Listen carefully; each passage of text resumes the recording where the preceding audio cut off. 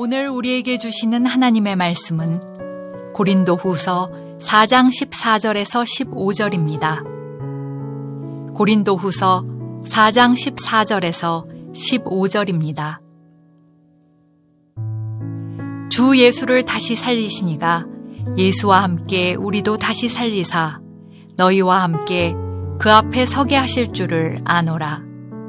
이는 모든 것이 너희를 위함이니 많은 사람의 감사로 말미암아 은혜가 더하여 넘쳐서 하나님께 영광을 돌리게 하려 함이라.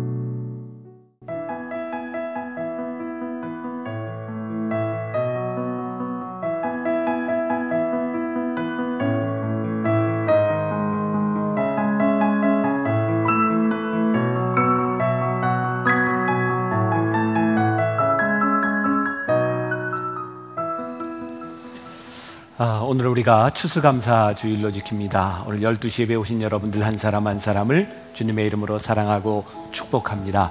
추수감사를 지나면서 우리가 어떻게 의미 있게 지날 수 있을까? 벌써 10여 년 전부터 우리들이 과일 나누는 일을 하고 있습니다.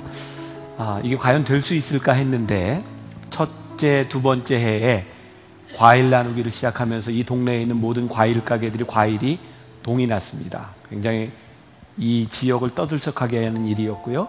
이제 아마 800상자 넘게 이 성남과 이 지역에 있는 많은 기관들의 과일들이 보내지고 있습니다. 오늘 미디어 교회 예배를 드리던 분이 사과를 12상자를 또 보내주셨고, 언제부터인가 이름을 밝히지 않는 성도가 추수감사절 때마다 감을 100박스씩 이렇게 보냈습니다. 그런데 이번에는 감이 오지 않고 배가 100박스가 왔어요. 그래서 왜 그런가 물어봤더니 이전에 이제 감을 파는 사람들을 돕기 위해서 감을 100박스를 매입을 했고, 이제 거기는 판로가 열려서 이제 배를 파는 사람을 위해서 배 100박스를 이렇게 가지고 오셨습니다. 그때마다 시마다 이제 필요로 하는 곳에 이런 손길들이 있어서 이런 감사가 아름답게 흘러가고 있다는 생각이 들고요. 오늘 이제 미디어로 예배드리는 많은 분들, 정말 수천 명의 사람들이 예배를 함께 드리고 있어요. 그런데 하나님이 우리들에게 진짜 좋은 한국 사람에게 주신 추수감사절에 감사를 주셨잖아요. 한 손에는 감, 한 손에는 사과, 감사. 한번 예배드리는 모든 분들에게 감사하세요 한번 인사를 하면 괜찮을 것 같아요. 한번 인사합시다. 시작. 감사하세요. 네, 오늘 예배드리는 많은 분들에게 힘이 되리라고 생각하고요. 오늘은 제가 좀 시도를 해보려고 하는데, 오늘은 설교를 안 하고 말씀을 좀 이렇게 나눴으면 좋겠다. 설교라는 말이 말씀 설자에 가르칠 교자를 쓰잖아요. 그러니까 저는 늘 여기서 말씀을 가지고 여러분들께 가르치려고 이렇게 했던 것 같아요. 그게 몸에 많이 익어 있는 것 같아요. 근데 오늘은 감사의 이야기들을 서로 이렇게 나누는 시간이 되었으면 좋겠다는 마음이고요. 우리가 그냥 감사 이야기만 하는 것도 우리들에게는 정말 좋은 예배가 될 수 있다고 생각하는데, 시편 100편에 보니까 이런 말씀이 있습니다. 감사함으로 그의 문에 들어가며 찬송함으로 그의 궁정에 들어가서 그에게 감사하며 그의 이름을 송축할지어다. 여호와는 선하시니 그의 인자하심이 영원하고 그의 성실하심이 대대에 이르리로다. 감사함으로 그 문에 들어가서 찬송함으로 그의 궁전에서. 그러니까 예배는 사실 우리들이 감사하는 것만으로도 충분히 족한 예배, 하나님께 드리는 게 될 수 있을 것 같아요. 오늘 말씀의 제목을 제가 은혜와 감사는 흐르는 물이 되어, 저 나름대로 시적이다 얘기를 했는데 여러분들이 별로 동의를 안 하시는 것 같아요. 은혜와 감사는 흐르는 물이 되어. 저에게는 이제 그런 느낌이었어요. 은혜, 감사, 이게 흐르는 물처럼 이렇게 흘러간다고 하는 게 참 아름다운 일이구나. 그리고 흐르는 물이 된다고 하는 것은 여러 군데서 흘러오는 감사와 은혜들이 모여서 강이 되는 것. 저는 이제 그런 모습들을 상상하면서 이게 하나님 앞에 참 영광스러운 일이 될 수 있겠다. 많은 사람들의 감사, 은혜가 더욱 차고 넘치는 그런 그림. 그런데 이 말씀을 또 이렇게 준비하면서 저는 그런 생각을 했어요. 이 은혜와 감사라고 하는 것은 허황된 일이 아닙니다. 우리 현실의 뿌리 박은 영성, 우리들의 삶의 구체적인 현실에서 감사와 은혜가 나오는 거죠. 만일 우리의 현실에 뿌리박지 않은 감사와 은혜라고 한다면 별로 의미가 없을 것 같아요. 그런데 이게 조금 이상하게 들릴지 모르지만 현실에 뿌리박은 우리의 감사와 은혜는 정말 동화 같다는 생각이 듭니다. 현실에 뿌리박은 감사와 은혜가요, 그게 나타나면 이건 전혀 현실적이지 않습니다. 그건 동화 같은 이야기예요. 오늘 여러분들과 함께 그런 감사, 은혜, 그런 이야기들을 나누고 싶고요. 2017년, 그러니까 지난해 요맘때 11월에 조선일보의 Y라고 하는 섹션에 제가 가장 즐겨보는 신문이 토요일마다 배달되는 Y라고 하는 그런 섹션입니다. 거기에 늘 한 사람의 이야기들이 집중적으로 소개가 되고 있습니다. 1년 전에 거기에 소개됐던 사람이 존 오리어리라고 하는 사람입니다. 존 오리어리. 9살 때 화상으로 인해 죽다 살아난 사람의 이야기입니다. 자기 집 앞에서 그 주차장에서 불놀이를 하다가 전신 화상을 입었습니다. 목 밑으로 87%의 몸이 3도 화상을 입었기 때문에 생존 확률은 1%밖에 되지 않는 상황이었습니다. 이 아이가 병원에서 간신히 의식을 찾았을 때 겁에 질린 이 아이가 엄마에게 이렇게 물었습니다. 엄마, 나 이제 죽는 거야? 엄마가 이렇게 말을 합니다. 존, 그렇게 하고 싶으면 그래도 돼. 엄마는 이 아이에게 현실을 직시하게 만들고 살도록 만들기 위했던 거죠. 여러분들 화상을 입으면 치료하는 방법은 피부를 이식하는 방법밖에 없습니다. 그런데 피부를 이식하려면 진피, 자기의 피부를 이식해야 합니다. 이 목 밑으로 87%의 화상을 입었던 존 오리어리는 요 위에만 화상을 입지 않았고요. 9살짜리가 병원에 있는 5개월 동안 입원하는 동안 머리를 빡빡 깎고 면도날로 이 피부를 5개월 동안 이식해서 자기의 몸에 붙여야 했습니다. 그 고통이 얼마나 심했겠습니까? 5개월 후에 이 아이는 퇴원을 했고 이 아이가 자기 발로 걷는데 5년의 시간이 걸렸습니다. 퇴원하고 첫 식사 자리에서 그 신문에 보면 그렇게 표현이 되어 있어요. 마치 이 아이의 손은 권투 글로브를 낀 것처럼 붕대로 감고 있었고 식사는 차려져 있었지만 포크를 집을 수가 없었어요. 포크를 집는 데만 2시간이 걸렸다 그래요. 음식은 다 식었고 너무 안타까워서 이 아이의 누나가 음식을 먹여주려고 할 때 엄마는 단호하게 막습니다. 너무너무 슬펐고 부당하다고 생각했고 엄마는 이 어린아이에게 죽지 않는 쪽을 선택하는 것과 진짜 삶을 선택하는 것은 다르다고 하는 것을 가르쳐주기 시작했어요.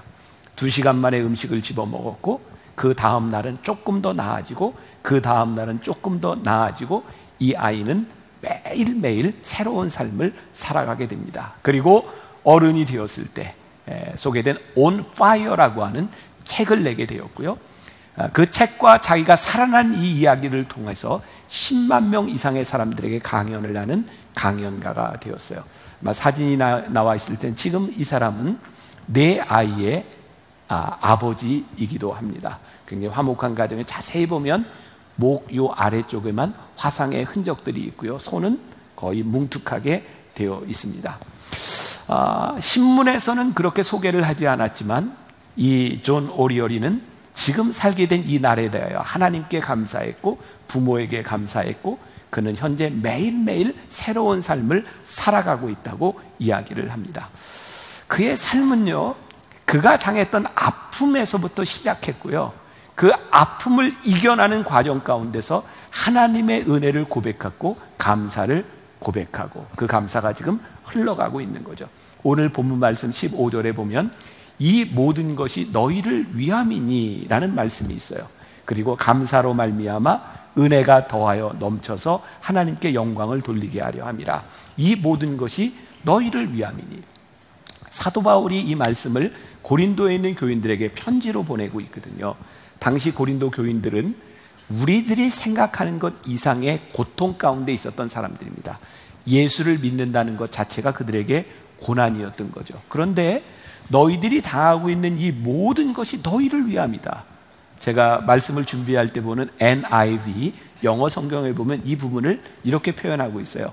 All this is for your benefit.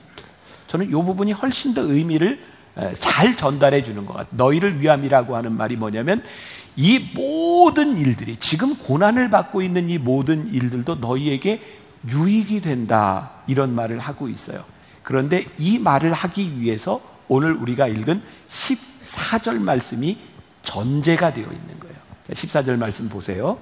주 예수를 다시 살리시니가 예수와 함께 우리도 다시 살리사 너희와 함께 그 앞에 서게 하실 줄을 아노라. 여기서 안다라고 하는 말이 본래의 뜻은 확신한다, 이 말입니다. 무엇을 확신하냐면 예수 그리스도를 살리신 그 하나님이 우리도 살리사 너희와 함께 하나님 앞에 서게 할 것을 확신한다. 그러니 너희들의 삶에 일어나고 있는 이 모든 것들이 너희를 위하여 일어나고 있는 일이다. 그래서 감사로 말미암아 은혜가 더하여 넘쳐서라고 말씀이 이렇게 이어지고 있는 거예요. 자, 오늘 말씀의 제목, 은혜와 감사는 흐르는 물이 되어. 제가 이 제목을 정하고 여러분들과 함께 이 말씀을 나누게 된 이유는 바로 지난해 추수감사절을 지나면서 지난해 제가 사무실에 들어갔을 때 저에게 이메일이 한 통 와 있었어요. 여러분들 중에 오래된 교인들은 기억하는 분이 있을 텐데 우리 교회에서 10년 가까이 사역했던 남강식 목사님이라고 있어요. 아마 여러분들 머릿속에는 굉장히 착한 목사님, 이렇게 기억이 되어 있을 겁니다. 오래전에 미국의 LA에 가서 목회를 하게 되었고요. 지금 LA에 가면 만나 교회가 있습니다. 그 목사님이 그 교회를 담임하게 되었을 때 목사님과 교인들의 잘못이 아니라 사기를 당해서 그렇게 큰 규모의 교회가 아니었음에도 불구하고 600만 불 이상을 사기를 당했고, 그래서 빚을 갚아가는 과정에서 너무너무 어려운 시간들을 지나가고 있었습니다. 그때 저에게 보냈던 편지 내용과 지난해에 보냈던 메일의 내용이 오늘 말씀을 여러분들과 나누어야 되겠다라는 생각을 저에게 주었어요. 이렇게 편지가 시작이 되었습니다. 새 성전으로 이사하고 첫 번째 감사절을 맞았습니다. 그러니까 지금은 모든 문제들이 다 해결이 돼서 새 성전으로 들어가 있어요. 어려움을 벗어나 이곳에서 예배드릴 수 있도록 인도해 주신 하나님의 은혜를 생각하면 지난 10년의 시간들을 결코 잊을 수가 없습니다. 어느 순간도 쉽지 않았지만 이번 감사절을 맞으며 저에게는 지난 2009년 한치의 앞도 볼 수 없이 줄을 타는 듯 보내했던 하루하루와 간절히 기도했던 날들이 더 그렇습니다. 2009년 9월 5일 저는 교회가 경매로 넘어가야 하는 문턱에서 벼랑 끝에서 절박한 마음으로 친구 김병삼 목사에게 도와달라는 편지를 썼습니다. 그때의 편지 내용을 조금 읽어드릴게요. 나를 이 교회에 세우신 하나님의 분명한 뜻이 계심을 믿으면서도 하루하루 쉽지 않은 시간들을 보내고 있다. 잘 버텨왔는데 몸도 마음도 아프구나. 나 혼자만 겪는 고통이 아니라 나 때문에 모든 교인들이 고난을 받고 있는 것 같다는 마음과 교회가 세상의 소망이 아닌 비난거리가 될지도 모른다는 생각이 나를 더 힘들게 한다. 몇 번이고 너에게 도움을 청하고 싶었지만 하나님이 아닌 너를 의지하고 있다는 생각이 들어 여러 번 망설였다. 그런데 최근에 하나님께서 이 성전에 대해 감사하지 않는다는 강한 책망을 하셨다. 사실 나는 이 건물로 이사와서 감사보다는 불평이 더 많았고 문제가 해결되어도 건물을 팔고 새로운 곳으로 옮기고 싶다는 생각이 강해서 하나님께서 거두어 가셔도 어쩔 수 없다고 생각했었다. 그런데 하나님께서 이런 마음을 회개하게 하셨고 또한 이 성전이 생수로 가득 차는 환상을 보여주셨고 요즘 내 기도는 성전에 대한 감사로 바뀌어가고 있다. 그러나 경매 직전에 성전을 바라보며 10여 년 넘게 성전 구입을 위해 헌신한 성도들의 피와 땀을 생각하면 여전히 속상하고 가슴이 찢어지는 듯 마음이 아프다.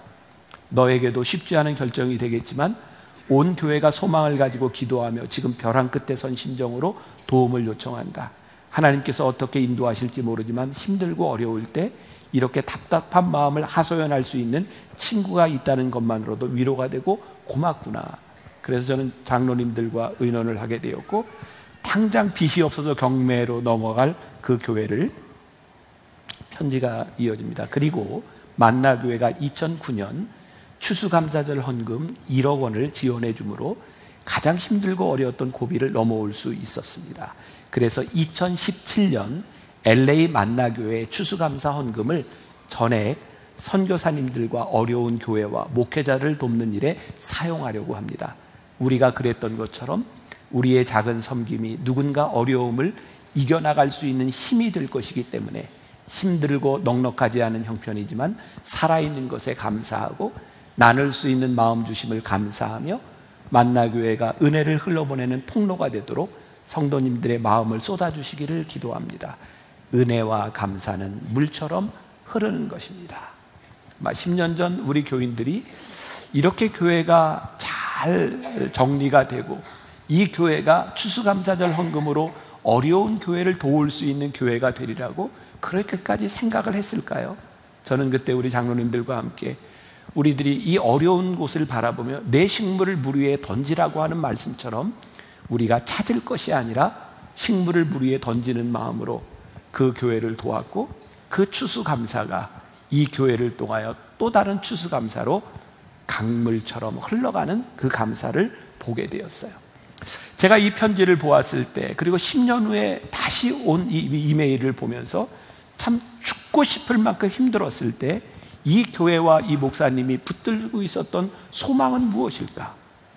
오늘 우리의 현실에 바탕을 둔 우리들의 삶에 어떤 사람들은 고난의 시기를 지나가기도 하고 어떤 사람들은 기쁨과 감사의 시기를 지나가고 있을 텐데 지금 우리가 붙들고 있는 그것은 우리들에게 무엇일까? 그리고 오늘 우리들이 지나간 10년, 지나간 20년, 지나간 삶을 바라보며 정말 우리는 오늘 이 시간 은혜와 감사가 나에게서 흘러가고 있다라고 하는 믿음의 고백이 있는가? 저는 오늘 만나교회 담임 목사로서 여러분들에게 드릴 수 있는 한 가지 분명한 건 있는 것 같아요. 제가 하나님의 은혜를 경험하고 난 그 순간부터 저의 삶에는 하나님이 늘 함께 하신다는 고백이 있었어요.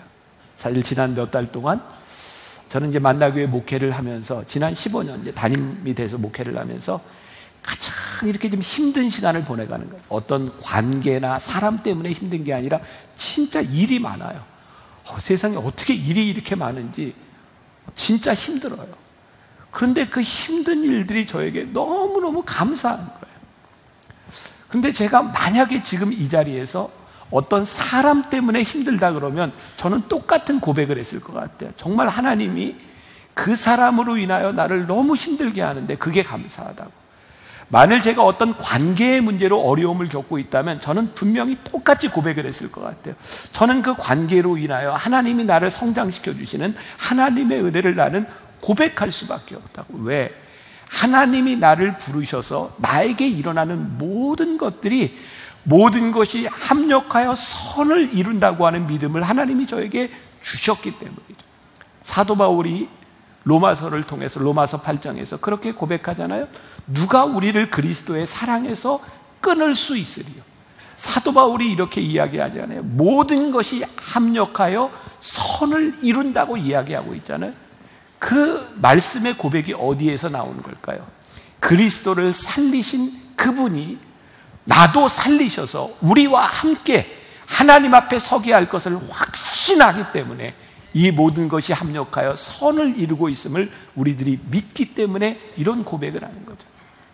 우리들이 하나님의 은혜로 살았다라고 생각하는 사람, 그 믿음이 있는 사람은요, 하나님의 은혜를 입지 못하고 살아간다는 사람들과는 너무너무 다른 인생을 살아가고 있는 거예요. 우리들이 어려움 가운데서도 절망하지 않고 우리들이 하나님을 붙들고 고백할 수 있는 것은요, 우리들이 하나님의 은혜 가운데 살아가고 있습니다. 오늘 말씀 가운데 이 모든 것이 너희를 위함이니, 다시 한번 이야기하면 사도 바울이 고린도에 있는 교인들뿐만 아니라 로마에 있는 교인들에게 하나님이 우리를 위하시면 누가 우리를 헤아리요? 누가 우리를 그리스도의 사랑에서 끊으리요? 모든 것이 합력하여 선을 이룬다고 하는 이 믿음 가운데서 할 수 있는 이야기죠. 우리는 살아가면서 그런 말을 참 종종 하지 않나요? 억울해. 우리는 언제 억울할까요? 우리들이 억울하다고 생각하는 것은 그런 일이죠. 내가 계획한 일이 있어요. 적어도 내가 생각하는 이 정도에서는 나에게 이런 보상이 와야 되고 이런 결과를 얻어야 되는 거예요. 왜? 내가 노력했으니까. 내가 계획한 일이니까. 그런데 그대로 되지 않으면 우리는 억울한 거예요. 결국 우리들이 억울하다고 하는 말은 무엇이냐면 내가 계획한 대로 내 인생이 되지 않는 것이 억울한 거예요. 근데 하나님의 은혜로 살아가는 사람들은요, 때때로 굉장히 무모한 고백을 하는 거예요. 내 인생이 내게 아니거든요. 아무리 생각해도 하나님은 내 마음대로 내 인생을 움직이시는 분이 아니라 하나님의 은혜 가운데 나를 이끌어 가시는 분이라고 하는 것을 우리들이 고백할 때 억울하다는 말이 아니라 이게 하나님의 은혜구나 라는 것을 우리들이 고백하죠. 요즘 많이 쓰는 말 가운데 하나가 이 또한 지나가리라. 많이 요즘 씁니다. 많이 방송에도 나오고 이 또한 지나가리라. 유시화 시인이 시를 써서도 유명해졌고 또 이것이 가요로도 만들어지고 굉장히 많이 지금 쓰이는 말입니다. 이 또한 지나가리라. 제가 말씀 준비하던 중에 떠오른 이 또한 지나가리라, 이게 도대체 어디에서 시작한 말인가 제가 이렇게 인터넷에 찾아봤더니 요즘은 모르는 건 네이버에 물어보면 거의 다 답이 있잖아요. 물어봤어요. 그랬더니 여러 가지 설이 있는데 하나는 페르시아의 어떤 왕이 신하에게 이렇게 명령을 합니다. 슬플 때는 기쁘게, 기쁠 때는 슬프게 만드는 물건을 가져와라. 기쁠 때는 슬프게, 슬플 때는 기쁘게 하는 물건을 가져와라. 그랬더니 신하들이 밤새 모여서 토론을 해가지고 왕에게 반지를 하나 갖다 줍니다. 그 반지에 이렇게 새겼습니다. 이 또한 지나가리라. 우리나라 말로 새긴 건 아닙니다. 이 또한 지나가리라. 또 하나의 설이 있어요. 이건 탈무드에 나오는데요.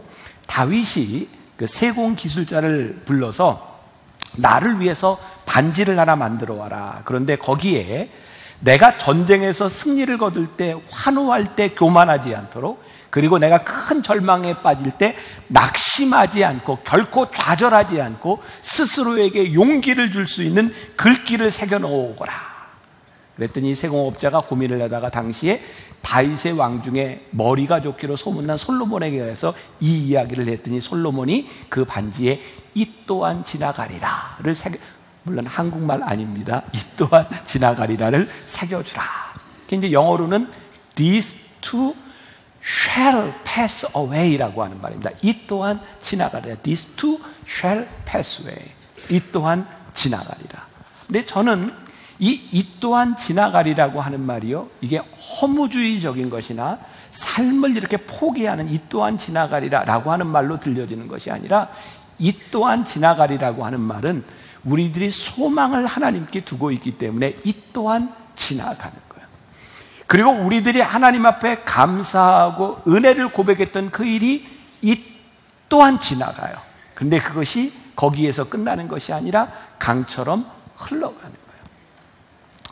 제가 지난주에 추수감사절 예배 예고를 여러분들에게 해드렸죠. 기억나세요? 우리들에게 이 감사가 흘러가는 이야기들을 우리들이 좀 나누었으면 좋겠다. 지난 몇 달 동안 우리가 변화산 특별 새벽기도회를 지나면서 또 창립기념일을 지나면서 우리들이 우리 교인들에게 이렇게 감동을 주셨던 감사와 은혜를 이렇게 흘러보내는 일들을 이렇게 하게 됐는데, 저에게는 그 일들이 거기서 끝나지 않으리라는 생각이 들었고요.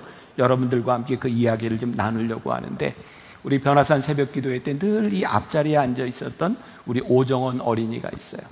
부모님도 눈이 잘 보이지 않지만 이 아이도 눈이 잘 보이지 않아요. 제가 듣기로는 이제 엄마가 이렇게 약을 제때제때 이렇게 넣어줘야 되는데 엄마가 눈이 잘 보이지 않으니까 그렇게 잘 하지 못했고, 녹내장, 백내장, 그리고 안압이 높아서 지금은 시력을 거의 잃었어요. 근데 이 아이에게 꿈이 생긴 거죠. 피아노를 배워야 되겠다. 그런 꿈을 가지고 있는 아이에게 우리들이 그날 새벽에 우리 피아노 사주자. 그래서 야마하 피아노를 이렇게 사주게 되었고요. 우리 정원이가 가지고 있는 꿈을 우리들이 함께 좀 나누는 시간을 좀 가졌으면 좋을 것 같아요.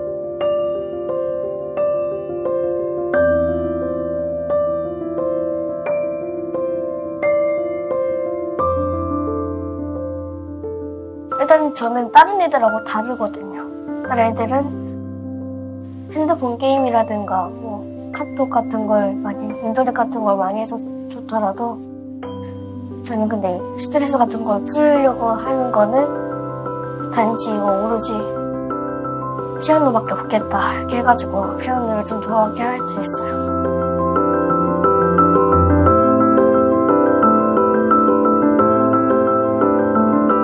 지금 두 가지가 있는데 하나는 여기 우리 만나교회 김병선 담임 목사님처럼 닮은 교회 목사님하고요. 그 다음에 피아니스트 쪽으로 생각 중이에요.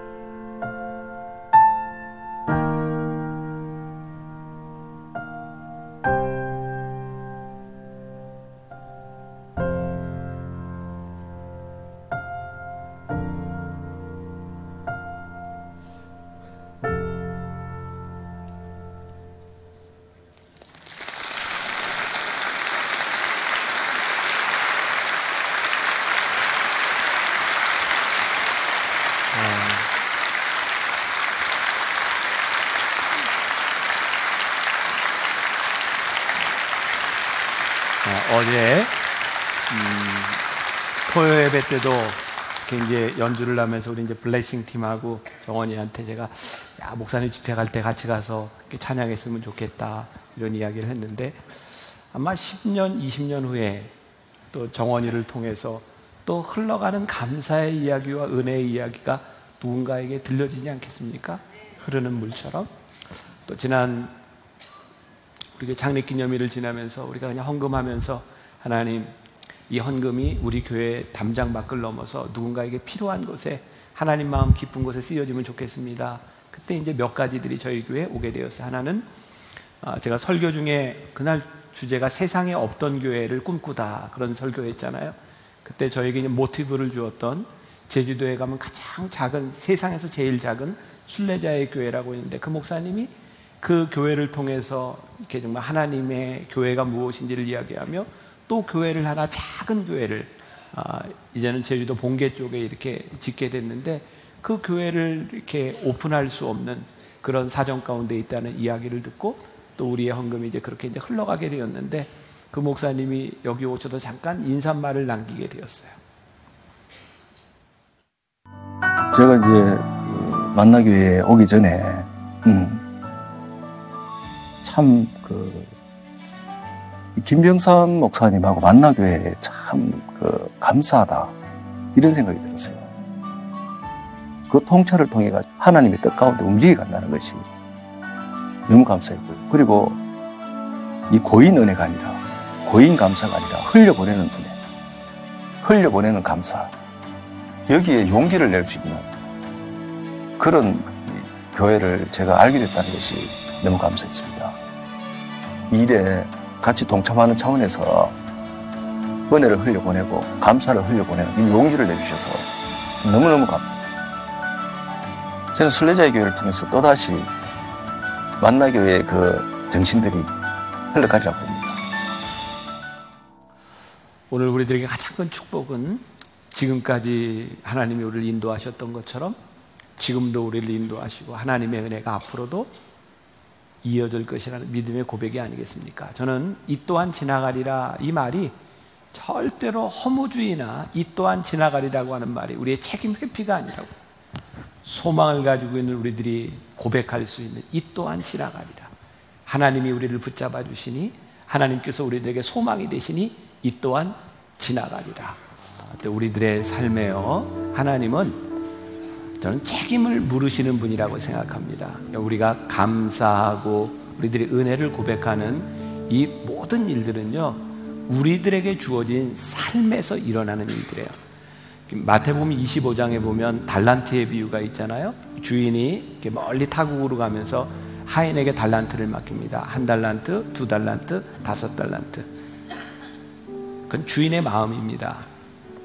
하인의 역할은요, 나에게 주어진 달란트를 어떻게 살아나느냐에 대한 문제죠. 하나님은 우리들에게 우리들이 책임져야 할 일들을 다 주셨어요. 요즘 흔히 이야기하는 흙수저, 금수저. 여러분 흙수저로 태어났는데 어떡할 거예요?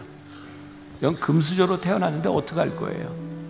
하나님 우리들에게 이 가정도 주시고 이 모든 것들을 주셨는데 여러분들 어떡할 거예요? 하나님은 우리들에게 은혜로 우리를 부르셔서 우리들에게 책임을 물으신다고 하는 것은 우리의 현실과 우리들의 삶을 떠나간 곳에서 일어나는 일들이 아니에요. 제가 유학을 마치고 이제 돌아올 때 벌써 20년 전이네요. 논문을 준비하면서 이제 한국에 나올 날을 얼마 남겨놓지 않았을 때 제가 도서관에 있는데 한 장로교 목사님입니다. 저보다 나이가 많은 장로교 목사님이 저를 좀 보자 그러더라고요. 그래서 도서관 밖으로 나갔는데 이분이 저를 보자마자 막 우는 거예요. 울면서 목사님 미안하다고. 저는 왜 이분이 나한테 미안해야 하는지를 전혀 몰랐어요. 왜 미안하냐고. 이분이 저에게 내가 김 목사님을 미워했다고.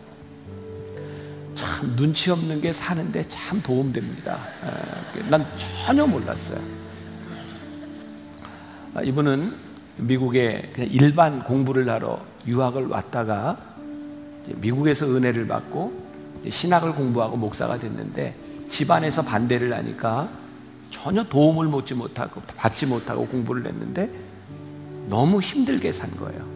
근데 저를 보니까 저는 너무 여유 있어 보이고 늘 웃고 다니고, 그분이 아는 바 저희 아버지가 꽤 유명한 목사님이었어요. 혹시 김우영 목사님이라고 들어보셨는지 모르겠는데 한국에서 꽤 알려진 유명한 부흥사 목사님인 거예요. 그러니까 그 목사님이 저를 볼 때는 아버지를 잘 만나서 아무 어려움 없이 유학 시절을 보내고 있는 저를 보면서 너무 미웠던 겁니다. 근데 사실 그때 저는 저희 아버님이 좀 독특한 분이라 5년 동안 한 번도 저에게 학비를 보내주시지 않았거든요. 저는 도움을 받지 못하고 공부했어요. 근데 제가 유학을 갈 때 저희 아버지가 저에게, 목사인 저에게 늘 하셨던 말씀이 있어요. 목사는 모래바닥에 코를 쳐박고 죽어도 교인들에게 어렵다는 얘기 하는 거 아니다. 그 목회자의 자존심이다. 도와주지도 않으시면서 저에게, 목사는 모래바닥에 코를 쳐박고 죽어도 교인들에게 어렵다는 얘기 하는 거 아니다. 그래서 저는 한 번도 어렵다는 이야기를 해보지 않았어요. 똑같은 한국 유학생들이 다니는 교회에서 다른 목사님들은 그 교회에서 장학금도 받고 도움을 받을 때 저는 늘 여유가 있어 보여서 한 번도 도움을 받지 못했어요. 근데 저희 아버님은 늘 저에게 그랬거든요. 감사해라, 감사해라. 그러니까 저는 아버지 때문에 때로는 손해보고 있다고 생각도 했고요. 그리고 이제 이런 교계에서 알려진 누구의 아들로 살아가는 게 전 너무 싫었어요. 그래서 누구 아들이라는 걸 이렇게 감추고, 그리고 누구 아들 때문에 이렇게 살아간다, 그것도 너무 싫었고, 어느 날 제가 기도하는데 하나님께서 저에게 이렇게 물으셨어요. 네가 아버지의 아들인 거 바꿀 수 있겠니? 제가 바꿀 수 있는 일이 아닌 거예요. 그때 하나님께서 물으신 게 내 책임이 뭐니였어요.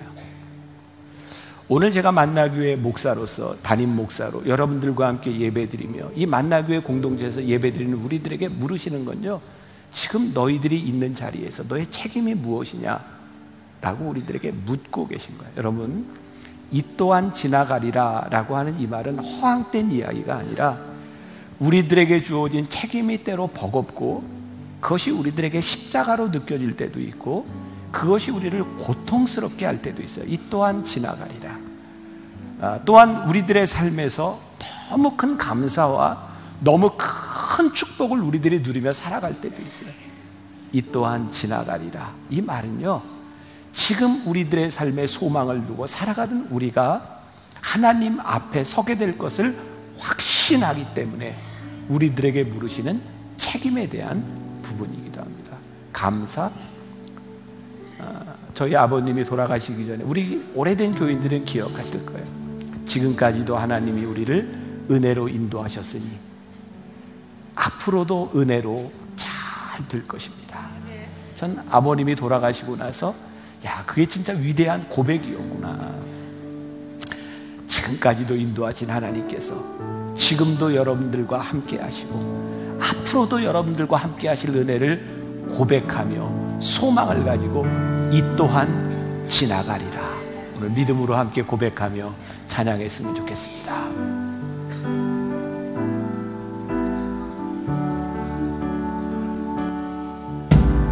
고단한 인생길 힘겨운 오늘도 예수 내 마음 아시네.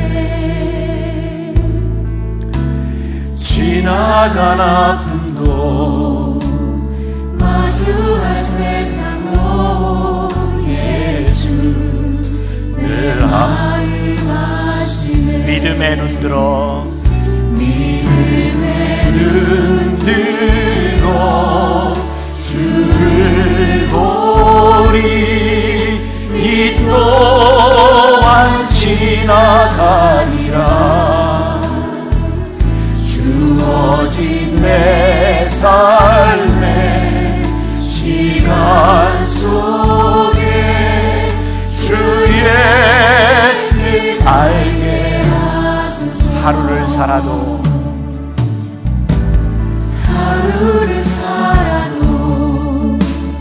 기쁨으로 가리